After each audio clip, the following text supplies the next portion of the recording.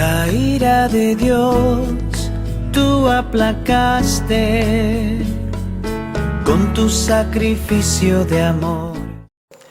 Muy buenas noches, estimados hermanos y amigos que nos están viendo en este momento. Un cordial saludo para cada uno de ustedes. Nos hacemos presente nuevamente hoy en el Día del Señor para poder compartir justamente la palabra de nuestro Señor. Y esta noche vamos a estar exponiendo las Escrituras a través del capítulo 18 del libro de los Hechos. Vamos a dar lectura desde el versículo 18 hasta el capítulo 19, versículo 7. Repito la cita, Hechos, capítulo 18, versículo 18 hasta el capítulo 19, versículo 7.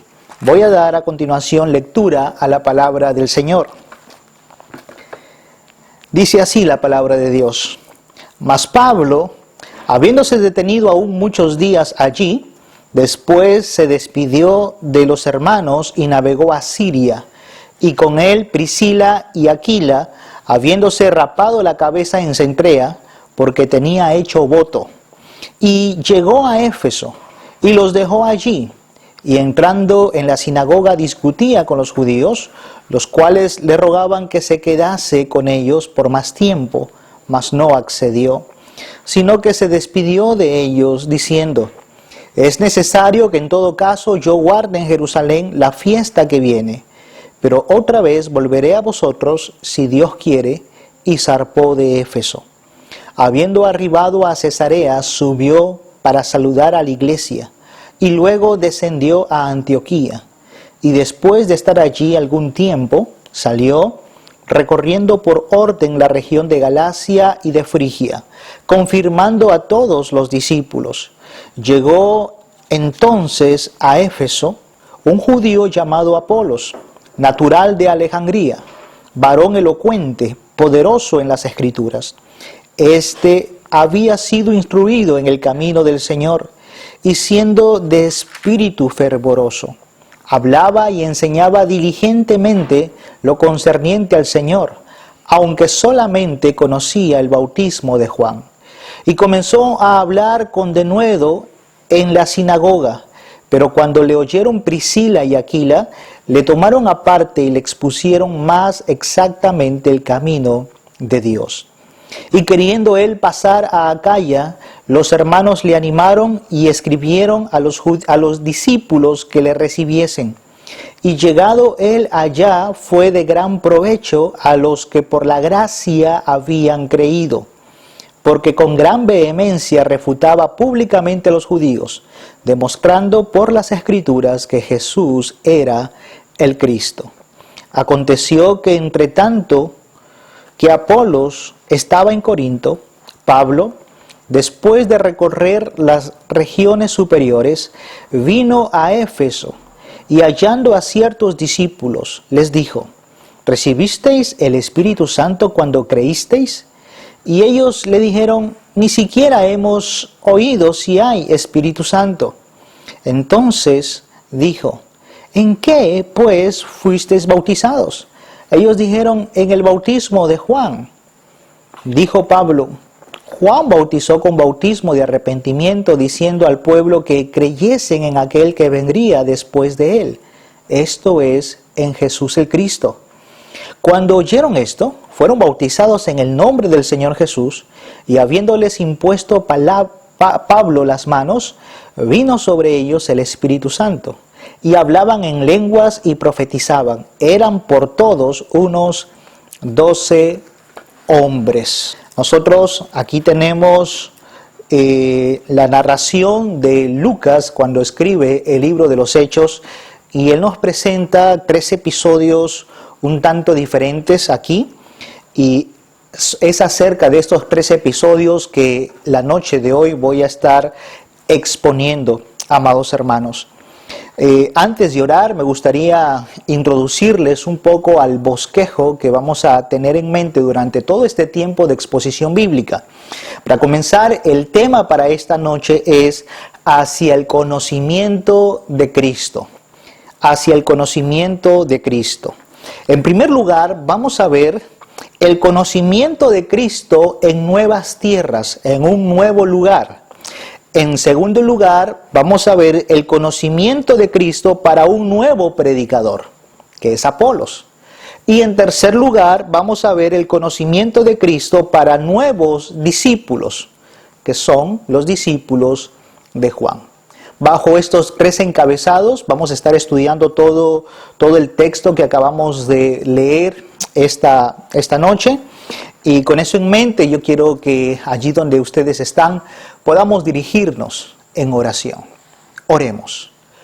Bendito Padre, te damos gracias, Señor, por permitirnos tener tu palabra abierta esta noche.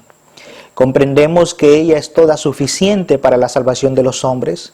Comprendemos, Padre, que ella es la verdad eterna, que tú has depositado, Señor, aquí en tu palabra está tu santidad, está tu eternidad, Señor, tú la has dotado de tus atributos. Y por medio de ella, Señor, has decidido que tu iglesia, la cual Cristo ganó, sea edificada. Por tanto, nos acercamos a ella con mucho temor y temblor. Señor, te ruego que tú uses la preparación de este humilde siervo. Te ruego, Señor, que tú nos des gracia para poder oír tu palabra. Te rogamos, Señor, que por medio de este mensaje seamos impulsados a poder presentar a Cristo en nuevas tierras, a nuevas personas, Señor, aún presentarles a Cristo a personas que ya están en la iglesia. Bendito Padre, te rogamos, Señor, que nuestros corazones, Señor, sean fervientes como el de Apolos. Te rogamos, Padre, que en medio de estos tiempos, Señor, podamos aún mantener esa pasión, esa devoción de poder llevar el conocimiento de Cristo a todas partes, a muchas partes, Padre. Así que ayuda a la preparación, Señor, ayuda a que este mensaje, Padre, pueda ser de edificación para mis amados hermanos. Te lo suplico, Señor amado, en Cristo Jesús. Amén y amén. Amados hermanos,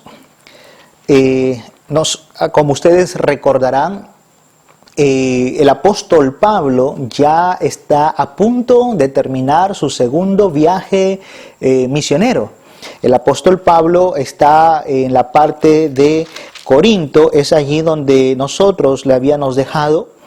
Y allí en Corinto el apóstol Pablo, recuerden ustedes el último sermón, está siendo protegido por Dios. Dios le ha dicho que no calle, Dios le ha dicho que hable, y Dios le ha prometido que va a estar con él allí en Corinto y nadie va a levantar sobre su apóstol la mano. Hemos visto el domingo pasado cómo es que Dios todavía sustenta su obra, cómo Dios está a cargo de su obra, cómo Él la dirige, cómo Él la gobierna y sabemos cómo va a terminar su obra. Dios va al final de todo presentar una iglesia sin mancha y sin arruga, porque es la obra de Dios. Dios no la ha abandonado. Ahora vamos a ver a continuación que esta obra de Dios tiene un fondo muy especial. La obra de Dios, el mensaje de Dios consiste en llevar y presentar a Cristo a todo hombre, a toda mujer, a todo niño, a todas las personas. De hecho, este es el mensaje de la comisión, de la gran comisión, de ir por todo el mundo y que nosotros podamos predicar el evangelio de nuestro Señor Jesucristo. Sin el conocimiento de Cristo, todos nosotros sabemos, no hay salvación.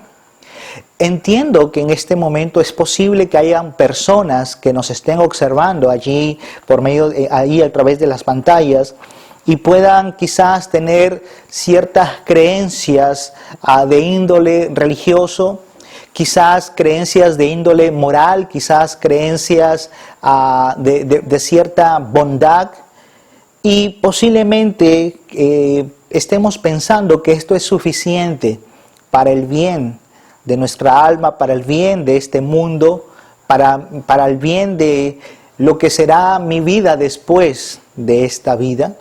Sin embargo, es importante y vamos a demostrarlo por las Escrituras, que sin un conocimiento de nuestro Señor Jesucristo, sin un conocimiento verdadero, genuino de la obra de nuestro Señor Jesucristo, todo lo demás se cae. Mi moralidad, mi buena educación, mi buena reputación, mi buena espiritualidad, si esa espiritualidad, si esos actos de bondad, si esa religiosidad no tiene como piedra angular la obra de Cristo, todo eso automáticamente se cae. Todo esto se cae y vamos a demostrarlo con las Escrituras. Hacia el conocimiento de Cristo es el tema para esta noche. Veamos entonces el primer encabezado. El conocimiento de Cristo en nuevas tierras. Vamos a dar lectura al versículo 18 del capítulo 18. Mas Pablo, habiéndose detenido aún muchos días allí, después se despidió de los hermanos y navegó a Siria, y con él Priscila y Aquila, habiéndose rapado la cabeza en Cencrea, porque tenía hecho voto. El apóstol Pablo, por medio ya del versículo 18, prácticamente está a punto de culminar su segundo viaje misionero. Su equipo ha estado compuesto por Timoteo, ha estado compuesto por Silas. Ahora el grupo, la iglesia en Corinto ha experimentado el crecimiento que solo Dios da. Hay hermanos que se han añadido a la iglesia, está Sóstenes, está Crispo y muchos hermanos más están siendo líderes en la iglesia de Corinto. Además, cabe recordar que también allí se encuentra una pareja muy amada por el apóstol Pablo, Aquila y Priscila. Este equipo misionero está haciendo la obra de Dios allí en la ciudad de Corinto. Pero llega el momento en que el apóstol Pablo tiene que salir de Corinto. Recuerden ustedes que Pablo pasó en Corinto año y medio predicando el evangelio, pero también edificando a la iglesia que estaban haciendo en esta ciudad. El texto nos dice que Pablo navegó a Siria, Aquila y Priscila le acompañaron y él rapó su cabeza en Cencrea.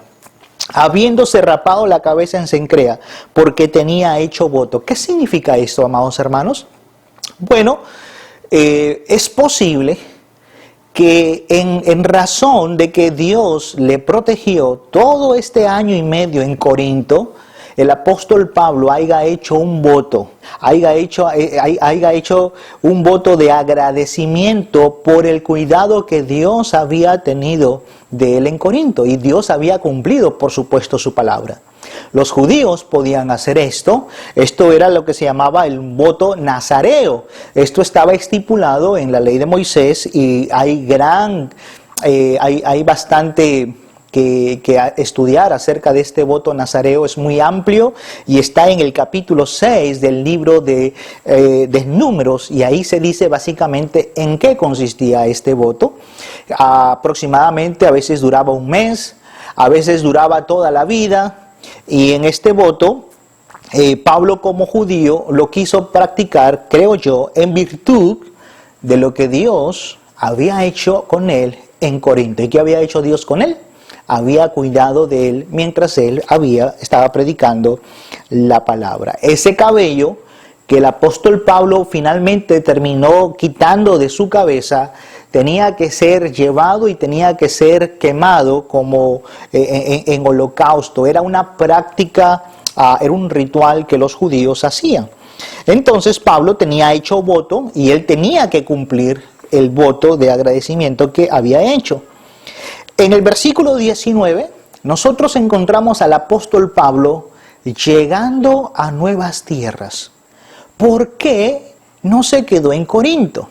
¿Por qué es que nosotros siempre vemos al apóstol Pablo en actividad, yendo de un lugar a otro lugar? ¿Cuál es la razón? ¿Qué impulsa a Pablo de ir de lugar en lugar? Pregunto yo. Por supuesto, La respuesta es que Pablo quiere que las personas lleguen al conocimiento de Cristo, del cual resultará la salvación de los individuos. Es para la salvación de las personas, de las naciones. Por eso es que Pablo siempre está moviéndose activamente de un lugar a otro lugar, hacia el conocimiento de Cristo en nuevas tierras. Pablo se dirige a continuación a una nueva tierra, a un nuevo lugar. El versículo 19 claramente nos dice que este lugar era Éfeso. Y llegó a Éfeso, estoy leyendo el verso 19, y los dejó allí.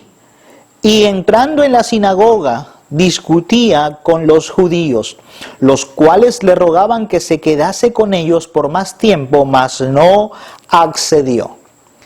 Pablo, ya hemos visto, y esto es algo con la que estamos familiarizados en todo el libro de Hechos. Estamos familiarizados con la forma en que el apóstol Pablo despliega el Evangelio. Cada vez que él llega a una ciudad, lo primero que él busca es una sinagoga donde hayan judíos. Primero él quiere ir a los judíos. Primero él quiere dirigirse a los de su propia nación. Y en Éfeso sucedió lo mismo. Esta es la dinámica que ya todos conocemos. El apóstol llega a Éfeso, entra a la sinagoga, discute con los judíos y al parecer estos judíos eran más receptivos, estaban dispuestos a recibir el mensaje de Pablo. Había una discusión allí y nosotros casi estamos seguros que el tenor de esa discusión era demostrar que Jesús es el Cristo. Ese era el tenor de la discusión.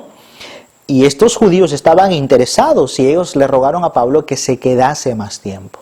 Esa es la razón por la que Pablo siempre estaba yendo en pos de nuevas tierras. Él siempre iba a lugares importantes. Atenas era importante, Corinto era más importante, pero ahora llegamos a Éfeso y Éfeso era un lugar que tenía mucha importancia en la Asia Menor. Era un lugar muy importante y Pablo lo había visto como un nuevo centro donde de allí él podría desplegar el Evangelio a otros lugares, a otras nuevas tierras. Sin embargo, cuando los judíos allí en Éfeso le dijeron a Pablo que se quedase, él no accede a eso porque él ya tiene una promesa, él tiene un voto, él tiene que regresar, dice el versículo 21. Se despidió de ellos diciendo: es necesario que en todo caso yo guarde en Jerusalén la fiesta que viene. Hay una relación. Él tenía que ir a Jerusalén para cumplir este voto, pero dice aquí, otra vez volveré a vosotros. Hay un deseo de Pablo de querer regresar a Éfeso. Lo había visto como un terreno para poder desplegar el Evangelio. Y él tenía el deseo de regresar. Sin embargo, Pablo cierra ese deseo con si Dios quiere. Tiene que hacerse la voluntad de Dios. Pablo ya sabe lo que es hacer la voluntad de Dios. Pablo sabe que a veces la voluntad de Dios es no vayas allá, no entres allí. Por eso Pablo tiene el deseo de regresar si Dios quiere. Y Pablo finalmente en el versículo 21 sale de Éfeso. Prácticamente aquí llega al final de su segundo viaje misionero. Ya en los versículos 22 y 23 nosotros vemos la dinámica que Pablo efectivamente regresa a Jerusalén. Antes de llegar a Antioquía, él va a Jerusalén, cumple su voto, pero nuevamente regresa a Antioquía. ¿Y quién es Antioquía? ¿Qué hay en Antioquía? ¿Qué hace que Pablo vaya a Antioquía? Recuerden, hermanos, que en Antioquía estaba la iglesia que lo había comisionado para llevar el Evangelio. Versículo 22. Habiendo arribado a Cesarea, subió para saludar a la iglesia y luego descendió a Antioquía.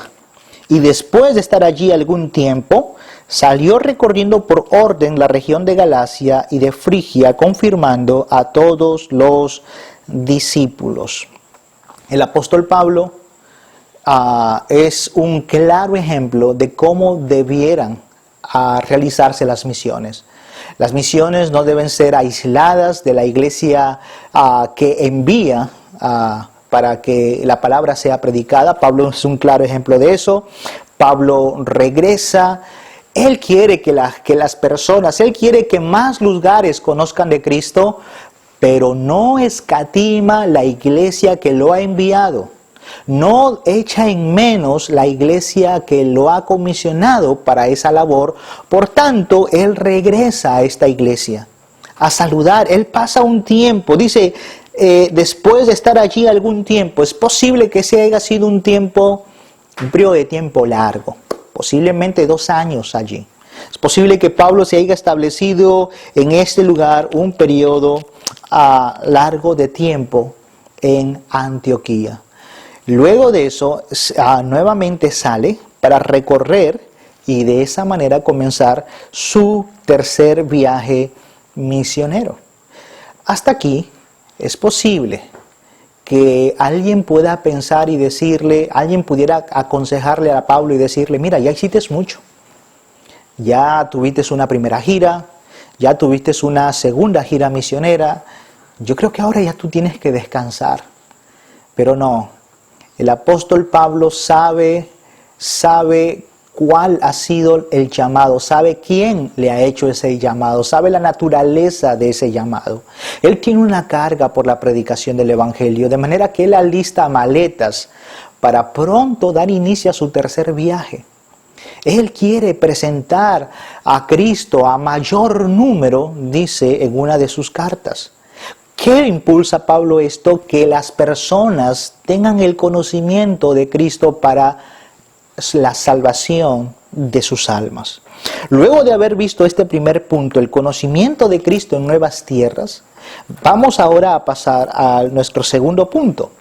El conocimiento de Cristo en un nuevo predicador. Vamos a dejar ahora de un lado a Éfeso. No tanto así, porque vamos a ver que esta nueva narración de Lucas tiene que ver con Éfeso, pero ahora no vamos a centrarnos mucho en Éfeso, sino en un hombre, en un predicador. Este predicador se llama Apolos.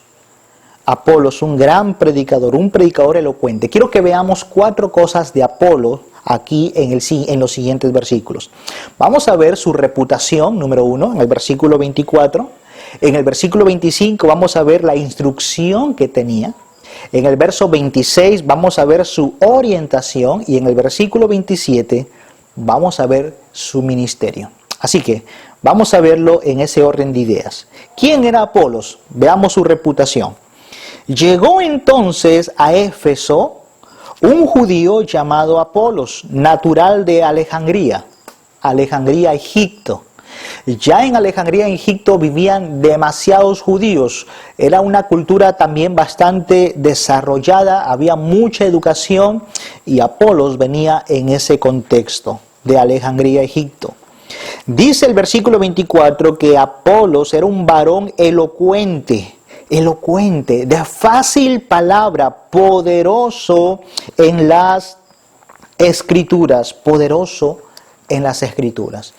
Era un hombre de palabras sencillas, era un hombre de palabra fácil, eran palabras contundentes cada vez que él tenía que enseñar las Escrituras. Aquí aparece un nuevo predicador. No está el apóstol Pablo, vemos a Apolo en la ciudad de Éfeso.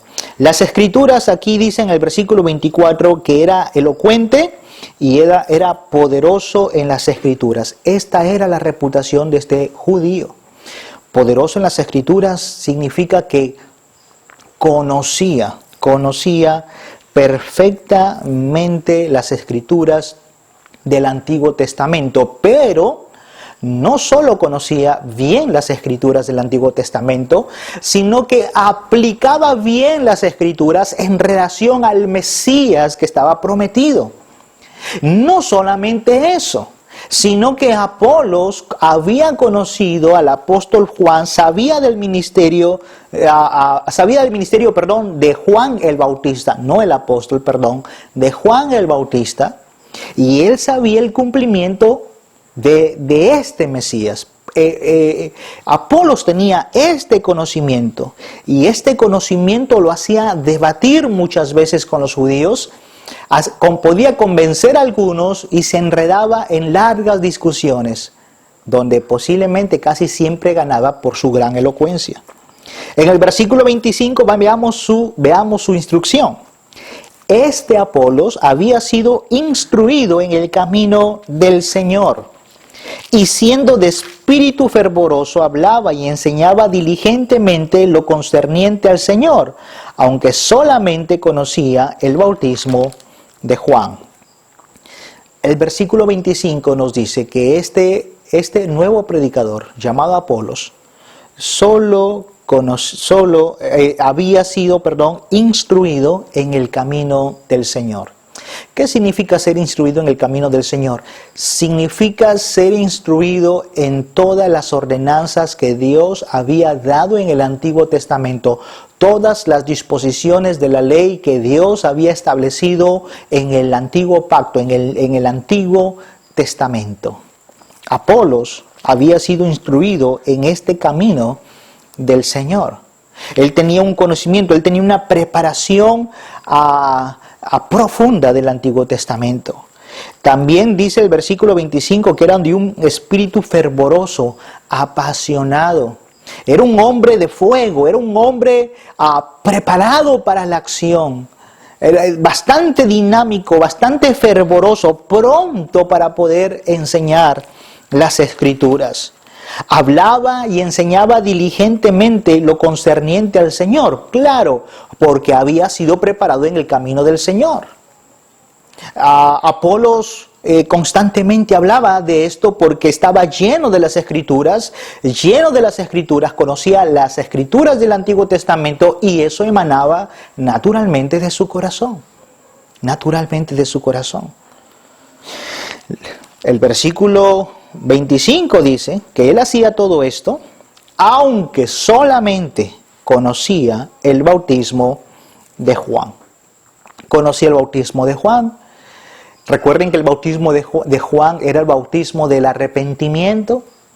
El bautismo de Juan era el bautismo del arrepentimiento, era un bautismo que señalaba a algo mejor, a alguien que bautizaría que sería levantado, nuestro Señor Jesucristo. Era el bautismo que preparaba el camino de la fe, de la fe en Cristo Jesús.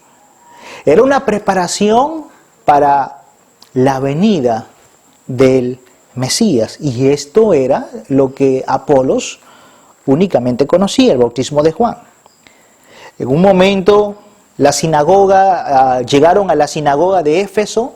Aquila y Priscila estaban en la sinagoga, Apolos estaba en la sinagoga, y de pronto él tiene que enseñar en la sinagoga. Versículo 26. Comenzó a hablar con denuedo en la sinagoga, pero cuando le oyeron Priscila y Aquila, le tomaron aparte y le expusieron más exactamente el camino de Dios. ¿Qué podemos ver aquí? Tremendo hombre, conocedor del Antiguo Testamento, conocedor de las promesas, conocedor de la venida del Mesías, conocedor del bautismo de Juan, pero necesitaba tener un conocimiento más en contexto con la obra de nuestro Señor Jesucristo. Es posible que hayan elementos que Apolos desconocía, tales como la vida de Cristo, su muerte, su sepultura, su resurrección y el ministerio que Cristo estaba haciendo por medio de su Espíritu Santo en todos los lugares. Es posible que Apolos desconociera esto. Aplicaba las Escrituras, pero tenía un desconocimiento de Cristo, de la persona de Cristo.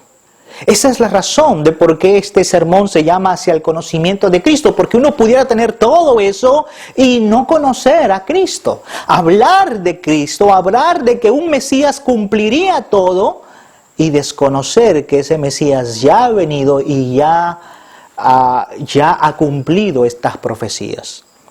Sin embargo, en medio de la enseñanza de Apolos, Aquila y Priscila estaban escuchando aquello.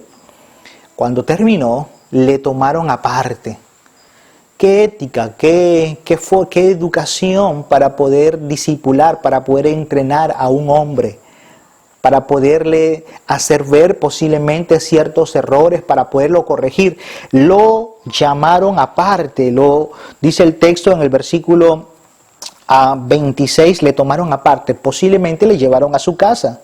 Y allí le expusieron más exactamente el camino de Dios.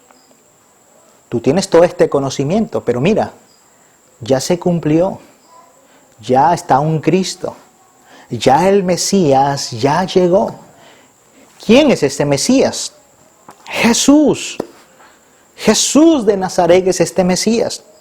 Él ya murió, lo sepultaron, ya ha resucitado, ya ascendió, ya envió al Espíritu Santo. Y ahora la iglesia, la obra del Mesías, su reino está creciendo. Y está aquí en Éfeso. Ellos le están exponiendo más exactamente el camino de Dios. Esto es a lo que yo llamo orientación. La orientación de este nuevo predicador. ¿Hacia dónde lo están orientando? Hacia el conocimiento de Cristo. Hacia el conocimiento de Cristo. Esto es lo que él necesita. Apolos necesita concentrar más el conocimiento del Antiguo Testamento en la persona de Cristo Jesús, de Jesucristo. Él creía en un Mesías, pero ahora él tenía que entender más específicamente que ese Mesías era Jesús. Y en él se había cumplido todas las profecías. ¿Cuán importante? Siempre estamos recalcando esto. Cristo, Cristo. El conocimiento de Cristo, la salvación en Cristo. Siempre estamos recalcando en eso y usted dirá, ¿por qué tanto énfasis en Cristo? Y la razón es porque en ningún otro hay salvación, porque no hay otro nombre bajo el cielo dado a nosotros los hombres en quien podamos ser salvos, sino solo en el nombre de Cristo. Esa es la razón del énfasis, esa es la razón de la pasión, porque predicamos a Cristo y solo a Cristo. Esa es la razón por la que Priscila y Aquila encaminaron a este nuevo predicador, orientándolo hacia el conocimiento de Cristo. Mis amados hermanos, que Apolos se haya dejado orientar demuestra que también era un hombre sencillo. Era un hombre sencillo, dispuesto a dejarse enseñar por una esposa de pareja, por una pareja cristiana dedicada a hacer tiendas, a un humilde trabajo. Y Apolos no escatimó el hecho de ir y aprender con ellos. También quisiera en este momento que reflexionemos en esto. Tenemos que tener bastante cuidado con usar el término hereje muy a la ligera. A veces he escuchado que ese término es usado con bastante ligereza. A veces sin medir el hecho de que lo que una persona pudiera estar enseñando sea posiblemente un error, sin llegar a ser catalogado como una herejía. Y a veces somos muy prontos a juzgar y a calificar como herejes a alguien que posiblemente tenga cierto error en la comprensión de las Escrituras. Es posible que hayan pastores y maestros que tengan ciertos errores en las Escrituras, lo cual no significa que sean herejes.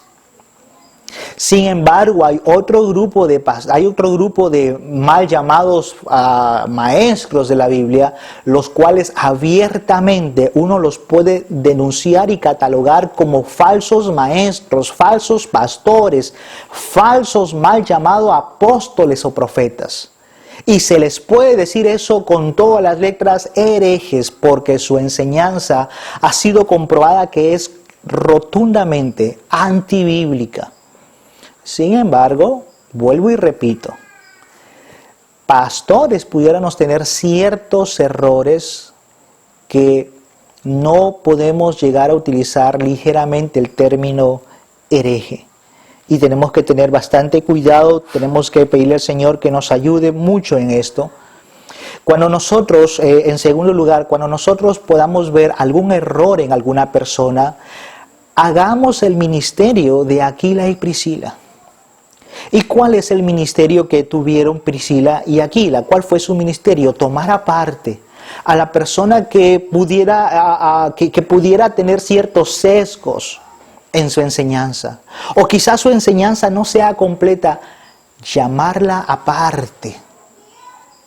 No estar publicando los errores de esas personas en una plataforma de gran alcance donde muchas personas pueden ver eso, sino en un contexto más estrecho, un contexto un poco más cerrado. Lo ideal es llamar a las personas y exponerles lo que para ti es lo correcto. Eso es lo mejor que nos pudiera pasar como iglesia. Este es un ministerio que nosotros pudiéramos elaborar.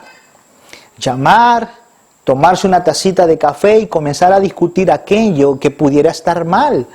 Y abrir la mente, a pedir al Señor que nos dé, que abra el corazón, que nos dé el entendimiento para llegar a la verdad de su palabra. Mis hermanos, estamos en contra de estar haciendo denuncias, estar atropellando a pastores o a predicadores por tal o cual enseñanza, cuando debiéramos portarnos a lo Priscila y a lo Aquila. Cuando pudiéramos portarnos de esta forma tan amorosa, tan educada, tan ética, de llamar aparte y corregir lo que pudiera estar deficiente.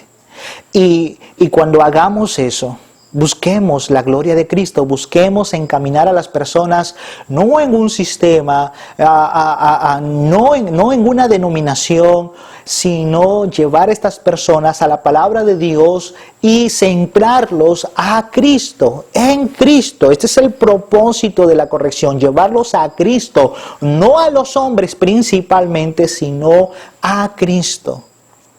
No a lo que tal hombre o aquel ha dicho, sino en lo que Cristo ha revelado de sí mismo. Debemos llevar a los hombres que pudieran tener ciertos errores a una teología centrada en Cristo. Y hermanos, a manera de reflexión, nosotros también debemos tener una vida centrada en el conocimiento de Cristo, en la obra de nuestro Señor Jesucristo. Siempre he escuchado la frase, predícate a ti mismo el Evangelio. Siempre he escuchado esta frase. Le he comenzado a dar mente a esta frase, he comenzado a pensar, hace mucho tiempo estaba pensando en esta frase, predícate a ti mismo el Evangelio. Y hermanos, cuán beneficioso, cuán deleitoso ha sido para su servidor predicarse y recordarse siempre el Evangelio. ¿Por qué? Porque generalmente nuestra mente es egocéntrica. Muchas veces en nuestra mente nosotros nos centramos hacia nosotros mismos. Queremos que los reflectores caigan sobre nosotros. Queremos ser el centro de todo. Es por eso que es importante predicarnos el Evangelio, porque el Evangelio me saca del escenario y pone y centra la vida de Cristo. Centra a nuestro amado Señor Jesucristo. A veces los jóvenes, no solamente los jóvenes, todos, tenemos pensamientos. Y esos pensamientos están enfocados muy en nosotros. A veces nosotros comenzamos a crear ciertas películas en nuestras mentes donde nosotros somos los héroes, donde nosotros somos los actores principales, donde todo gira alrededor de mí. Mi sabiduría, aparte de mi sabiduría, mis habilidades, todo depende de mí. Para el trabajo, todo depende de mí. Para esto, todo depende de mí. Por eso es importante llevar una vida al conocimiento de Cristo, predicarnos constantemente a Cristo, centrar nuestra vida en el Evangelio. En el Evangelio. Y mis hermanos Priscila y Aquila hicieron este magnífico trabajo. ¿Y por qué creo yo que Aquila y Priscila hicieron este magnífico trabajo? Porque en el versículo 27 Apolos es usado en el ministerio. Veamos lo que dice el versículo 27. Y queriendo él pasar a Acaya, él es Apolo, es un pronombre personal, queriendo Apolo a pasar a Acaya, o sea, a Corinto, los hermanos le animaron y escribieron a los discípulos que les recibiesen. ¿Quiénes eran los discípulos? Los creyentes en Corinto. Estos hermanos en Éfeso van a escribirle a los corintos para que reciban a Apolos. Y dice el texto, llegado Apolo allá a Corinto, fue de gran provecho a los que por la gracia habían creído. ¿Se dan cuenta que el tiempo invertido de Priscila y Aquila en Apolos no fue un tiempo desperdiciado, sino que fue un tiempo de provecho para otra iglesia?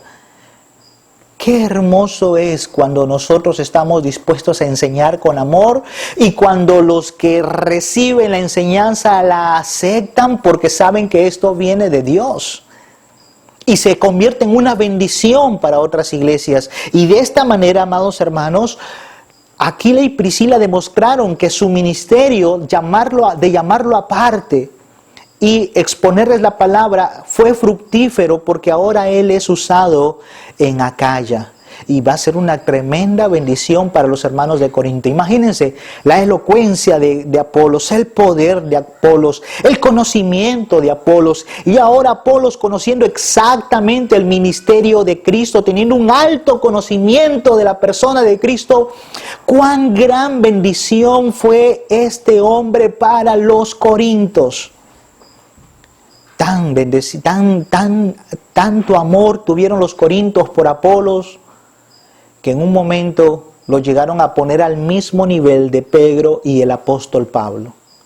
Tanto así que en un momento aquella iglesia en un tiempo cayó en la inmadurez y algunos de ellos dijeron, nosotros somos de Apolo. Otros dijeron, somos de Cefas, o sea Pedro. Otros dijeron, somos de Pablo. Y aún otros dijeron, somos de Cristo. Que hayan colocado a Apolos en ese grupo de contiendas demuestra que una gran parte de la iglesia había acogido y estaba entregado por completo a la enseñanza de Apolo. Significa que fue un ministerio fructífero, el ministerio de Apolo. Fue de gran provecho, como dice Lucas aquí textualmente, de gran provecho allá a los hermanos de Acaya, aquellos que por la gracia de Dios habían creído. Estos hermanos que por el don de la gracia, por el regalo de la gracia, por el regalo de la fe, habían creído. Ahora bien, dice el versículo 28 que el ministerio de Apolos fue este. Versículo 28, porque con gran vehemencia refutaba públicamente a los judíos, demostrando por las Escrituras que Jesús era el Cristo. Con gran vehemencia. Si él tenía un fervor para exponer las Escrituras del Antiguo Testamento, ahora hay más combustible, ahora hay más pasión, hay más fuego, hay más vehemencia para refutar públicamente a los judíos, para demostrar con las Escrituras, ahora sí, no solamente al Mesías, sino demostrar que Jesús es el Mesías, que Jesús era el Cristo. Ahora hay un trabajo completo. Ahora Apolos ha llegado al conocimiento completo, ha llegado al conocimiento de Cristo. Entonces, hasta aquí hemos visto el conocimiento de Cristo en nuevas tierras, Éfeso, el conocimiento de Cristo en un nuevo predicador, Apolos, vamos a ver, para terminar, en tercer lugar, el conocimiento de Cristo en nuevos discípulos, los seguidores de Juan el Bautista. Capítulo 19, versículo 1. Dice la palabra de Dios: aconteció que entre tanto que Apolos estaba en Corinto, Pablo,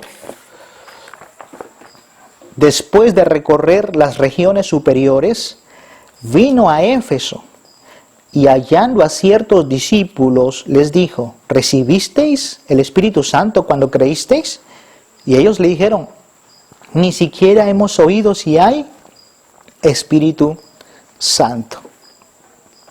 Apolos ahora está en Corinto, Pablo llega a Éfeso y él allí encuentra un grupo de hombres, 12 varones, a los cuales el apóstol Pablo, cuando los halla en el versículo 2, les hace la pregunta: ¿recibisteis el Espíritu Santo cuando creísteis? ¿Quiénes eran estos hombres? Eran hombres que, al igual que Apolos, tenían un conocimiento del Antiguo Testamento. Eran hombres que conocían, como todo judío, la venida del Mesías, de un Mesías, del Cristo, el Mesías. Pero hasta allí no más. Al igual que Apolos, estos hombres no tenían un conocimiento completo de Cristo. Sabían que iba a venir un Cristo, un Mesías, un enviado, el siervo de Jehová habría de venir. Pero ellos no habían llegado a ese conocimiento, solamente se quedaron hasta el bautismo de Juan, que estaba preparando la venida del Mesías. Y cuando Pablo hace esta pregunta: ¿recibisteis el Espíritu Santo cuando creísteis? Ellos le dijeron: ni siquiera hemos oído si hay Espíritu Santo. Ahora bien, esa respuesta no significa que ellos tengan un desconocimiento del Espíritu Santo. Porque en el Antiguo Testamento se conocía perfectamente el ministerio del Espíritu Santo. Por tanto, ellos no es que aquí ellos dicen: ¿existe un Espíritu Santo? No creo que esta sea la naturaleza de esa respuesta. Yo creo que la naturaleza de la respuesta es que ellos desconocían si ya había comenzado la obra del Espíritu Santo. Yo creo que la extrañeza de la respuesta, ni siquiera hemos oído si hay Espíritu Santo, significa que todavía ellos desconocían el ministerio del Espíritu Santo después de Juan el Bautista. Había un desconocimiento, había una ignorancia del ministerio del Espíritu Santo. Dicho de otro modo, ellos estaban ajenos a la obra del Espíritu Santo. ¿Y qué significa esto, mis hermanos? Significa que estas personas, aunque eran seguidores de Juan el Bautista, aunque eran discípulos de Juan el Bautista, aunque eran sus discípulos, no significa que estas personas realmente hayan sido creyentes. No significa que hayan sido creyentes. Algunos dicen: no, eran creyentes. Un grupo insiste de que eran creyentes. ¿Y cómo llegas a esa conclusión? Algunos dicen: es que en el versículo 1 dice que Pablo halló a ciertos discípulos. Bueno, la palabra discípulo, cada vez que aparece en la Biblia, no siempre significa que ese grupo de discípulos realmente sean creyentes. Es más, el término llanamente significa alguien que está siguiendo a otro, es un seguidor. Esto es lo que significa la palabra discípulo, alguien que está siguiendo a otro.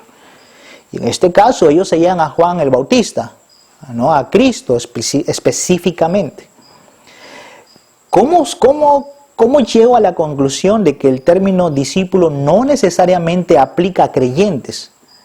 Recuerden ustedes en Juan capítulo 6, cuando Jesucristo comenzó a hablarles a las multitudes. Dice las Escrituras en Juan capítulo 6 que muchos discípulos le seguían y Cristo comenzó a hablar fuertemente a ellos Y ellos llegaron a la conclusión y dijeron los discípulos, dura es esta palabra, ¿quién la puede oír?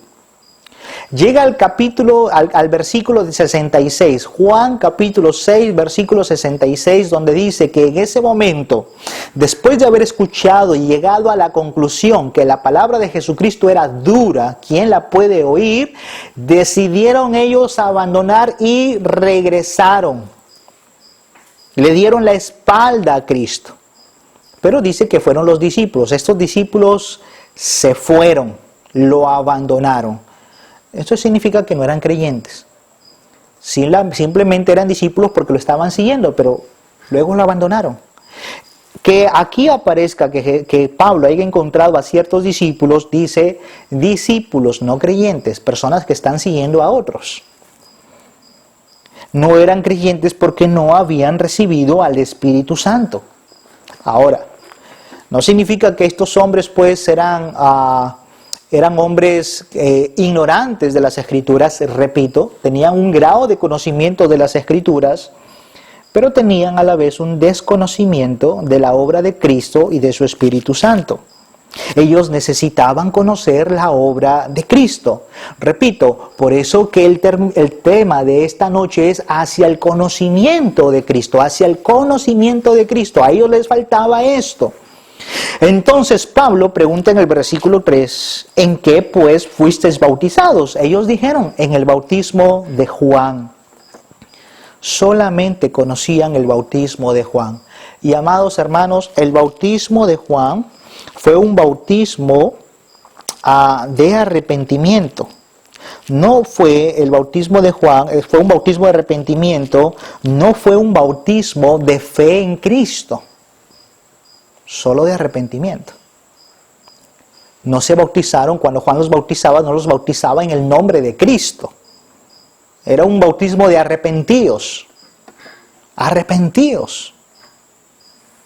Y ellos fueron bautizados en ese mensaje, en ese tenor de arrepentimiento.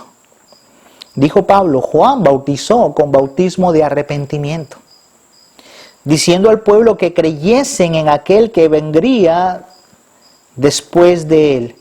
Esto es en Cristo, en Jesús el Cristo. ¿Qué está haciendo el apóstol Pablo ya en el versículo 4? El apóstol Pablo comienza a llevarlos hacia el conocimiento de Cristo. Bueno, Juan bautizó en arrepentimiento, pero cuando él estaba haciendo esto, decía al pueblo que creyesen. Esas personas tenían que creer, no tenían que creer en sus obras, sino en aquel que vendría después de él. No tenían que, lo que él estaba haciendo ahí era bueno, pero eso no salvaba. Lo que salvaba era la fe en aquel que vendría después de él. ¿Quién es el después de él? Cristo. Esto es Jesús el Cristo. Quiero que noten esto. El apóstol Pablo les preguntó, ¿recibiste al Espíritu Santo? Ellos dijeron, ni siquiera sabemos que había el Espíritu Santo. El apóstol Pablo no los está llevando a la experiencia con el Espíritu Santo. Noten eso. No les está enseñando cómo recibir el Espíritu Santo. No. Pablo los está llevando hacia Cristo. Hacia Cristo. Porque en Cristo, cuando uno está en Cristo, uno como resultado de estar en Cristo recibe al Espíritu Santo. Y es lleno, por supuesto, del Espíritu Santo. Pero en Cristo. No se trata de fabricar una experiencia, de desarrollar una experiencia sin Cristo. Tiene que ser algo veraz. Por tanto, Pablo los lleva al conocimiento de Cristo. Versículo 5. Cuando estos 12 hombres oyeron esto, fueron bautizados en el nombre del Señor Jesús. Ahora sí, fueron bautizados en el nombre del Señor Jesús. Antes fueron bautizados en el bautismo de Juan. Ahora son bautizados en el nombre de Jesús. Ahora sí. Han llegado a ser bautizados. ¿Por qué? En el nombre de Jesús. Porque Pablo les ha expuesto la persona de Cristo. Los ha llevado más allá del conocimiento del Antiguo Testamento, les ha mostrado la persona de Cristo como el cumplimiento del Antiguo Testamento, les ha mostrado el bautismo de Juan como algo que estaba antes de la salvación que el Mesías traería. Y una forma de identificarse con ese Mesías era bautizarse en su nombre. Y por tanto, estos fueron bautizados en el nombre del Señor Jesús. Los que habían sido ajenos al Espíritu Santo, estos hombres que estaban ajenos al Espíritu Santo, ahora son cercanos al Espíritu Santo. Pero esta cercanía viene del conocimiento de Cristo. Y habiéndoles impuesto Pablo las manos, versículo 6, habiéndoles impuesto Pablo las manos, vino sobre ellos el Espíritu Santo. Y ahora sí podemos decir que hay salvación. Y ahora sí podemos decir que hay vida eterna. Ahora sí nos atrevemos a decir que ya no eran seguidores de Juan, ahora eran seguidores de Cristo. Ahora rotundamente podemos decir que estos eran de la iglesia. Ahora sí eran parte de la iglesia. No tenían el conocimiento de Cristo. Ahora ellos van a experimentar lo que la iglesia experimentó en Pentecostés. Ahora ellos son la iglesia, no solamente compuesta por judíos, sino también por gentiles, por samaritanos, que aunque eran judíos, entre judíos y samaritanos había una rencilla, había odio entre ellos, pero nosotros vemos por las Escrituras y por los textos anteriores, en los capítulos anteriores, que cuando el Evangelio llegó a Samaria, recibieron al Espíritu Santo y tuvieron la experiencia de Pentecostés. Tuvieron la experiencia como en el capítulo 2 de Hechos, cuando el Espíritu Santo vino. Y ahora, estos hombres que conocían solo el bautismo de Juan, aquí en Éfeso, tienen la misma experiencia. ¿Cómo lo sabemos? Versículo 6 dice, habiéndoles impuesto Pablo las manos, vino sobre ellos el Espíritu Santo y hablaban en lenguas y profetizaban. Hablaban en lenguas y profetizaban. Se repitió aquello que ya en un momento se había dado. Pregunta entonces. Hasta aquí alguien pudiera estar preguntando acerca de esto. ¿Puede un pastor? Y miren la complejidad de cómo construyo esta pregunta. ¿Puede un hombre, teniendo el título de pastor, conociendo perfectamente la Biblia, ser salvo sin la presencia del Espíritu Santo? ¿Puede ser creyente? ¿Puede ser salvo? Y la respuesta a la luz de lo que estamos estudiando es un rotundo no. No y no.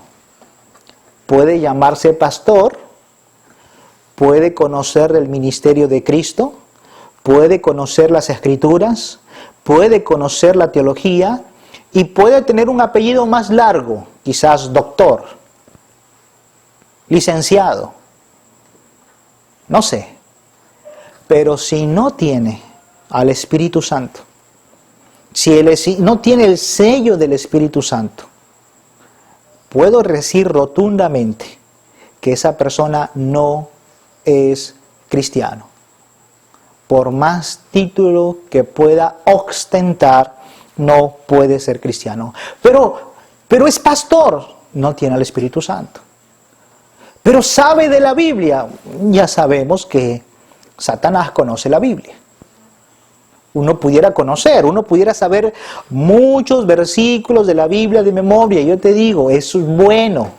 Es bueno saber muchos versículos de la Biblia porque en momentos en la vida tú vas a recordar y muchos de esos versículos que has aprendido de memoria van a venir en momentos oportunos en tu vida y vas a afrontar quizás la vida de otra manera con las promesas de la palabra de Dios. Eso es muy bueno. Pero no caigamos en el prejuicio de creer que por conocer muchos versículos de la Biblia tengo un alto grado de espiritualidad. y a partir de allí decir que uno es salvo. Si una persona no tiene al Espíritu Santo, no es salvo. Entonces la segunda pregunta sería, ¿y cómo puedo tener al Espíritu Santo?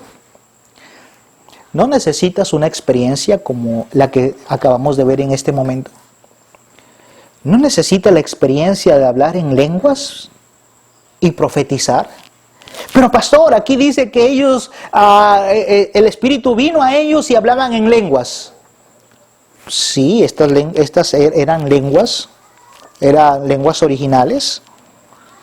Pero no todos los que recibieron el Espíritu Santo tuvieron esa manifestación. Por ejemplo, el etíope no habló en lenguas. Lidia, Lidia, a quien Dios abrió el corazón, no habló en lenguas. Cornelio tampoco. El carcelero de Filipos tampoco. Entonces tú tienes ahí una gran cantidad de personajes que fueron salvados, creyeron en Cristo, recibieron al Espíritu Santo y no tuvieron la experiencia de lenguas.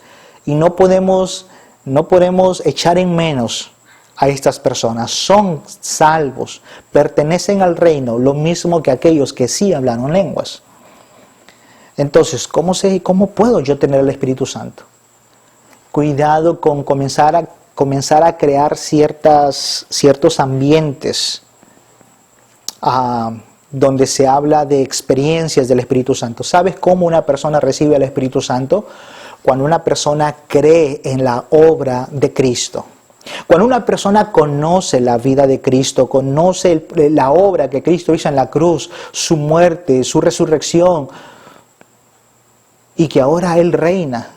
Cuando una persona comienza a conocer estos elementos y entiende por qué Cristo murió en la cruz, cuál fue el propósito, qué quiso lograr Cristo con la muerte en la cruz, qué alcanzó para mí muriendo allí por mí, cuando yo entiendo eso y cuando yo veo que la ira de Dios me viene para Él, para que de esta manera a su vez Él me dé su justicia, yo entonces comienzo a entender que soy salvo por la obra que Él ha hecho.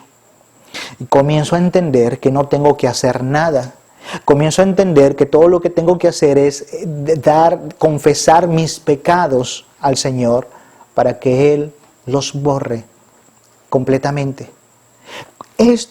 Cuando una persona hace eso, cuando uno llega a este grado de convicción se echa completamente y dice, no tengo nada para ser salvo, solamente necesito la obra de Cristo. Cuando tú llegas a esta convicción y te arrepientes y crees en Cristo, en ese momento, el Espíritu Santo viene sobre ti y mora sobre ti, en ese momento. Luego puede venir el bautismo en agua. Pero el bautismo del Espíritu Santo ocurre en ese momento y esto está enseñado en todas las demás epístolas.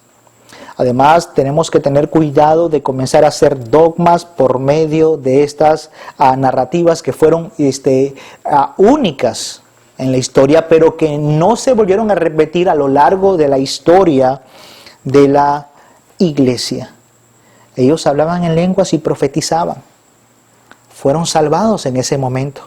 Pablo los llevó al conocimiento de Cristo y eran por todos unos 12 hombres.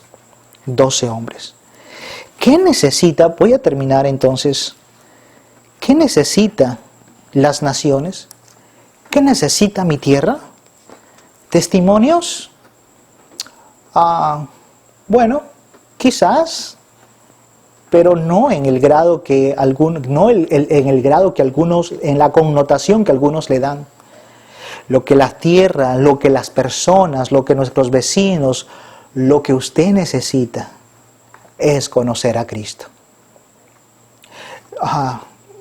Yo sé que me estás escuchando en esta noche, oye esto.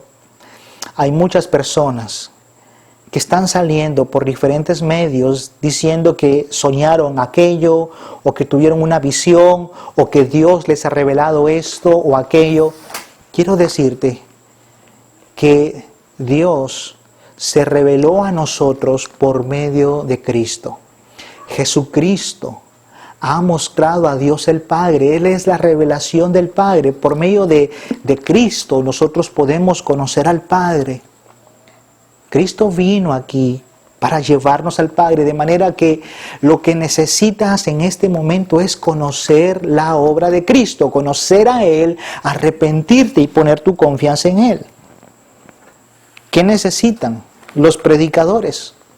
Pulir su teología, centrar su teología en Cristo, ver el Antiguo Testamento y ver allí en Él a Cristo. A veces, tristemente,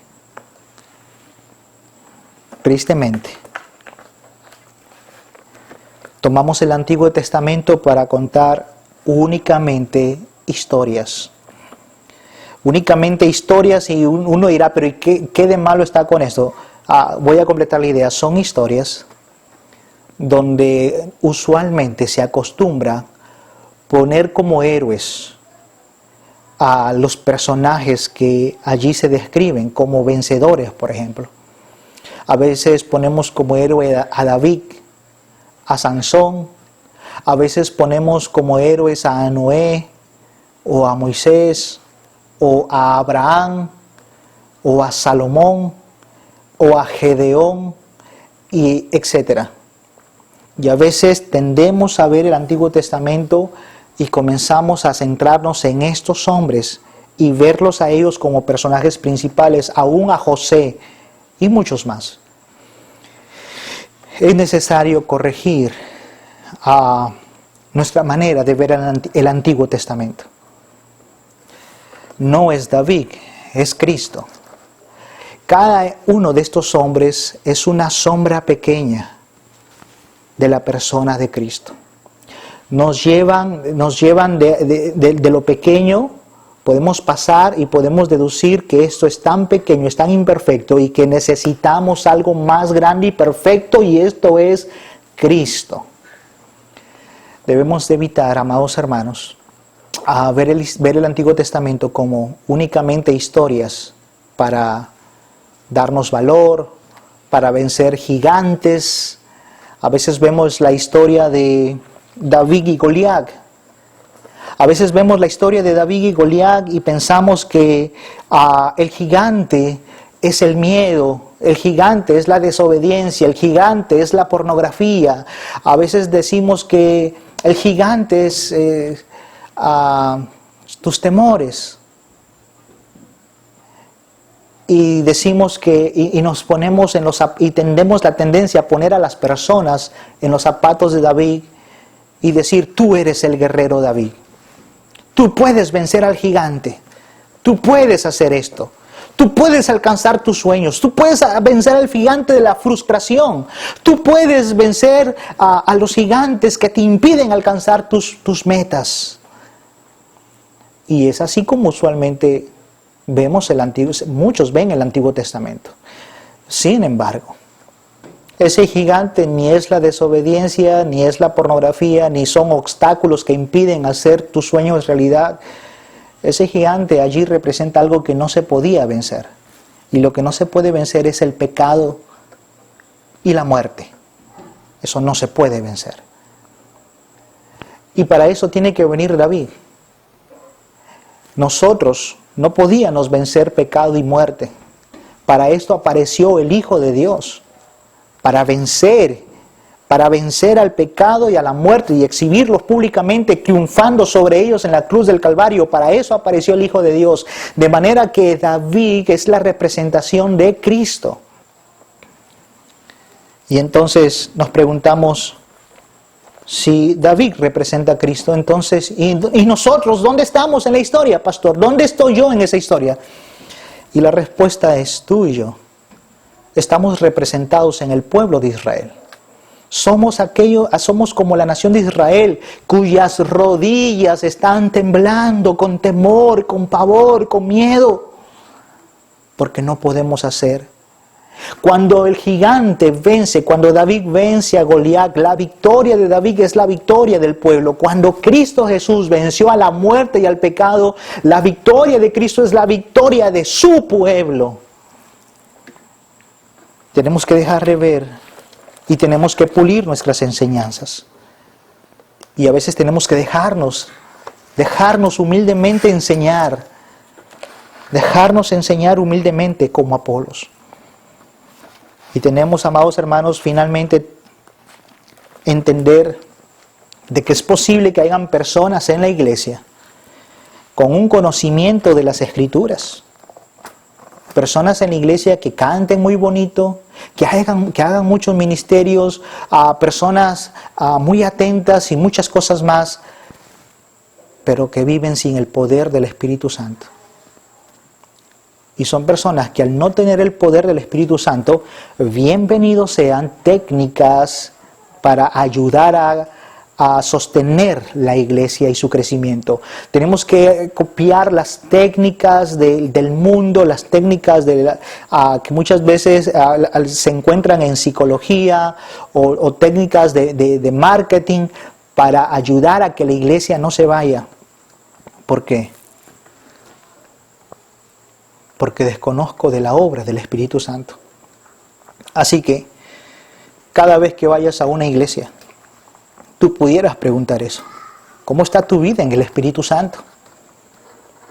Y ahí, a partir de allí tú puedes deducir mucho. ¿Cómo va tu vida en el Señor? No podemos nosotros asumir que porque alguien es discípulo de alguien, por tanto es cristiano. Oye, ¿y tú de qué iglesia vienes? Yo soy de la iglesia de Charles Spurgeon. Correcto, cristiano. Yo vengo de la iglesia de Marty Lloyd Jones, cristiano. Yo vengo de la iglesia de John Piper y asumimos que es cristiano. Las personas no son cristianos por los líderes que puedan tener. Las personas son cristianas por el conocimiento que han obtenido de Cristo, por su fe en Él y el arrepentimiento de sus pecados. Eso nos lleva a pensar que también no podemos dar por sentado que son cristianos todas las personas de las iglesias. Por eso, bienvenida a la pregunta: ¿cómo está tu vida en el Espíritu Santo? ¿Conoces al Señor? Mis hermanos, usemos nuestras vidas, tengamos fervor, hablemos con vehemencia a las personas y llevémoslos hacia el conocimiento de Cristo. Vamos a orar. Bendito Padre, dice Hebreos que en otro tiempo tú has hablado por los padres, pero ahora nos has hablado por el Hijo, a quien constituiste heredero de todo. Oh Señor, tenemos la revelación de Jesucristo tu Hijo, la cual es suficiente para la salvación de las personas. No necesitamos más revelaciones, no necesitamos corredentores, Cristo y solo Cristo. Señor, creemos en la exclusividad de este mensaje. Estimado amigo que nos estás oyendo esta noche, mientras estamos orando en este momento, quiero advertirte de una forma apresurada que creemos en la exclusividad de Cristo para la salvación de tu alma.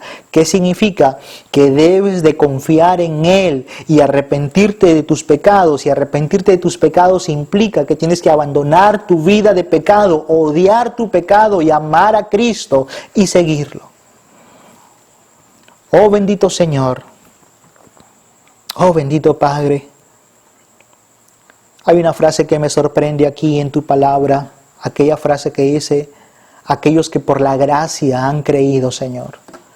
Oh, que tu gracia sostenga, Señor, y que tu gracia se esparrame, Señor, llegue a muchas personas más. Que esa gracia, que ese regalo, que ese don, de la misma manera que la fe, de la misma manera que el arrepentimiento, comience a salvar a más personas, Padre. Confiamos en que tú harás tu obra, Señor. Y te rogamos que nos des a nosotros, Señor, ese privilegio de participar de ella, predicando tu palabra y llevando a las personas al conocimiento de Cristo, Padre. Tal como Pablo lo llevó a Éfeso, lo llevó a Corinto, lo llevó a Listra, a Iconio, a Berea, a Filipo, a Tesalónica, a Atenas. Señor, que nosotros llevemos el conocimiento de Cristo a nuestro trabajo, a nuestro vecindario, a nuestra familia, a nuestra promoción, a nuestros amigos, a nuestros conocidos, Señor. A cada hombre que está, Señor, débil, a punto de morir, que llevemos el conocimiento de Cristo para ellos, que llevemos el mensaje de Cristo. Oh Señor,